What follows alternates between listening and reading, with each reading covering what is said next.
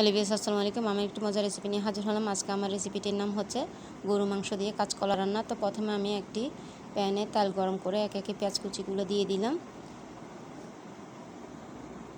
তো এখানে আমি বাকি সব মশলা আস্তে আস্তে করে মিশাবো। আমি একটু ভেজে নিয়েছি। এরপর আমি এলাচ, দারুচিনি, লবঙ্গ দিলাম, তেজপাতা দিলাম, সামান্য পরিমাণ পানি দিচ্ছি কষানোর জন্য। আর এই রান্নাটা কিন্তু খেতে খুবই ভালো লাগে। তো আমি 1 টেবিল চামচ আদা রসুন বাটা দিলাম, কয়েক টুকরো আমি টমেটো কুচি দিচ্ছি, আমি কাঁচামরিচ ভেঙে দিচ্ছি। এটা আমি তেমনটা লাল মরিচ অ্যাড করব না, মানে মরিচের গুঁড়াটা। তারপর আমি স্বাদ মতন লবণ দিলাম। আপনারা চাইলে এখানে খাসির মাংস কিংবা মুরগির মাংস অ্যাড করতে পারেন। তো আমি এখানে 1 চা চামচ হলুদের গুঁড়া দিলাম, 1 টেবিল চামচ থেকেও কম ধনিয়ার গুঁড়া দিচ্ছি, আর 1 চা চামচের মতন মরিচের গুঁড়া দিলাম। তো এগুলোকে আমি ভালো করে নেড়েচেড়ে কষিয়ে নেব। একটু আমি সামান্য পরিমাণ টমেটো সস অ্যাড করতেছি স্বাদের জন্য। আমি মাংসের কিমাটা দিয়ে দিচ্ছি,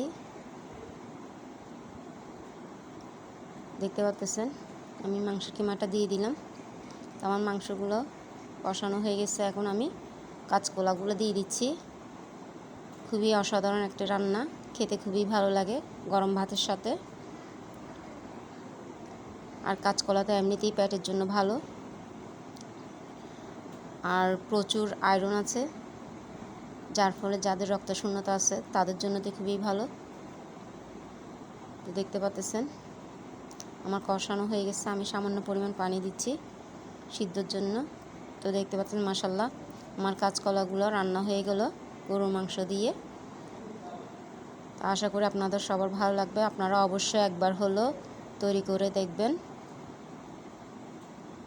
আর আমাকে অবশ্যই কমেন্ট বক্সে জানাবেন কার কেমন লেগেছে।